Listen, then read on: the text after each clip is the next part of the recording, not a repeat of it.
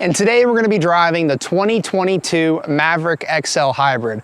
I'm really excited to drive this thing because we've already been behind the wheel of a 2-liter EcoBoost all-wheel drive Maverick, but the hybrid is what makes this thing special, specifically because it's the all-in-one package. You get the economy side of it, you get 4 doors, 5 seats, the pickup bed, and on top of that, all the utilitarian things that come with such an affordable package from Ford. Excited to get behind the wheel of this thing. Huge shout out to Tony, the owner of this truck, for letting us borrow it, not only for giving it a drive, but also the Steeda R&D side of it to make sure all of our existing Maverick parts do fit on the hybrid as well. So without further ado, let's jump in the driver's seat.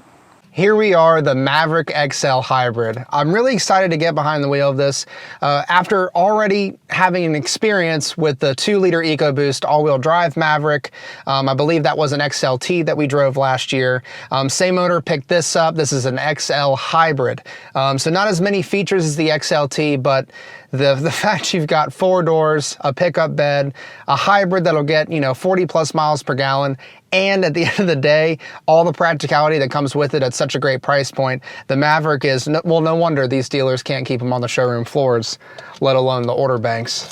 So let's start it up. Oh, there really is no starting up. You just put the key in the on position. It's in hybrid mode right now, or I guess electric mode rather. Got the AC going. I was talking with the owner, Tony. He was saying that the AC compressor actually is electric, similar, that you would see on the Mach-E or the F-150 Lightning, versus some of the other hybrids out there that rely on the gasoline engine for the air compressor or the AC compressor to do its thing. Meaning that, you come into a stoplight, the engine stops, you're in electric mode, your AC doesn't, it doesn't stay as cool as it normally, was before until the engine kicks back on. And I'm telling you right now, it's awesome. Now the engine just did start up. Maybe that's because of how hot it is outside, 96 degrees right now. But again, it's pretty darn cool. So we'll get going. And on the center screen, it tells me I'm in hybrid mode. If the engine were off, it would tell me that it was an electric.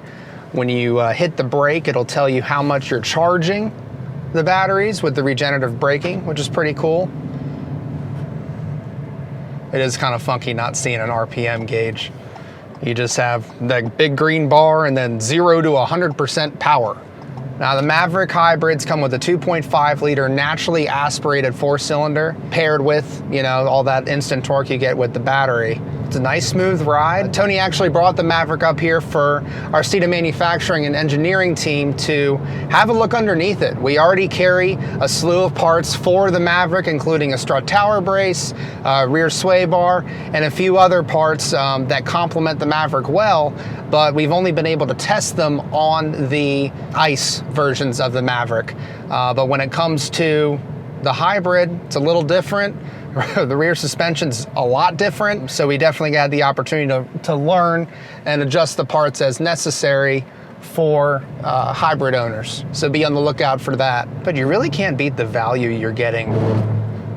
For someone who lives in a city or a suburban area and wants a jack of all trades that does everything, you really don't tow much. Occasionally you might have a little dump trailer if you're doing some landscaping and things like that, or a jet ski or a very, very small boat that you're taking fishing for the weekend. This thing can do it, and this thing can totally take care of it. Or a sheet of drywall or something along those lines.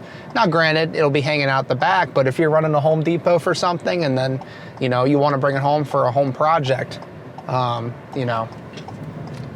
it's doable, and carry everybody and the kids in the back too. One thing that is noticeable, and that goes without saying with these hybrids, it's electric, so you do have that that instant torque, if you will. Granted, it's a hybrid, so you have the gasoline engine to kick in when it's necessary, but when you're creeping around town or you're creeping around a parking lot, you can keep it in electric mode, or if you hit the gas pretty hard from a stop, you'll be able to get out of the hole pretty quickly, given the fact you have that instant electric power. All right, so I took my foot off the gas and it's telling me that it's charging, and then I need to keep my foot on the brake a certain amount to stay within that optimal charging zone. Otherwise, it doesn't turn green anymore. It takes some getting used to, obviously, while paying attention to traffic around you. You see the blue box building based on how much inputs the gas pedal would take based on the environment and the heat and everything, all the other elements that are going into it. So it's telling me I'm in electric mode right now. So the engine's actually off. And I'm doing nearly 60 miles an hour. And the engine kicked on after I hit the gas a little bit. That's pretty cool. Comment below and let us know your thoughts. Have you driven a hybrid or seen one of these around? Would you go and leap for the 2-liter EcoBoost Maverick? Personally, I'm an all-wheel drive fan, so I do like that side of it. But man, the hybrids are cool. I mean, would you pick one up for yourself? The brakes do take a little bit of getting used to. Just like any other electric vehicle or hybrid vehicle, you have the regenerative brakes, and there's a little bit of feedback from the motors that are being used to slow the truck down. The Mach-E is actually a lot similar. And then at some point, the actual brakes kick in and bring the vehicle to a stop. But it's not 100% smooth. You almost have to anticipate it a little bit. I don't want to say it's abrupt. It's not.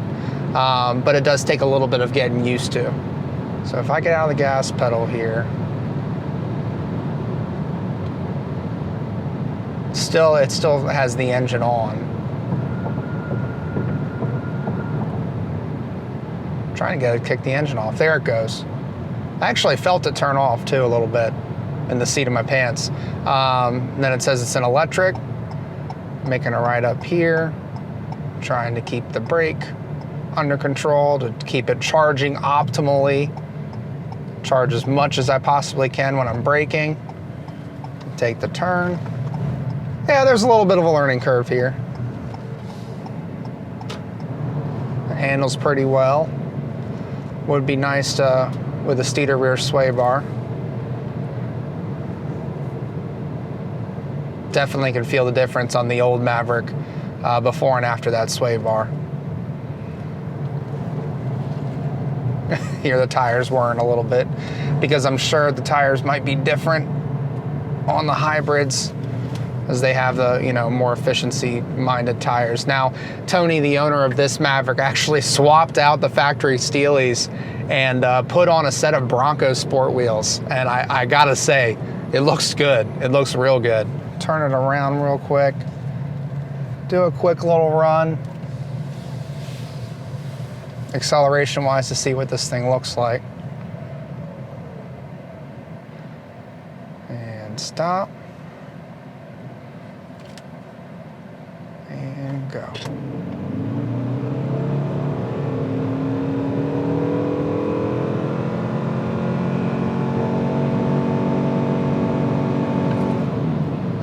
So you got that CVT thing going on with this.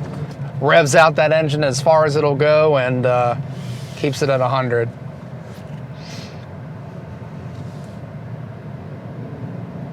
Very, very cool. And charging optimally as it comes to a stop. Keep it in the green box. Way cool, way cool. Comment below, let us know your thoughts. This was a little bit of a learning experience for me, honestly. I haven't driven a Maverick Hybrid before. The only other Maverick I had driven was that 2-liter EcoBoost all-wheel drive. So it's a little different. It definitely takes some getting used to, but all of 5 or 10 minutes behind the wheel and you really can get used to it very quickly. Like I said, comment below, let us know your thoughts. Hit that like, subscribe, that notification bell, and don't forget the most important thing, speed matters.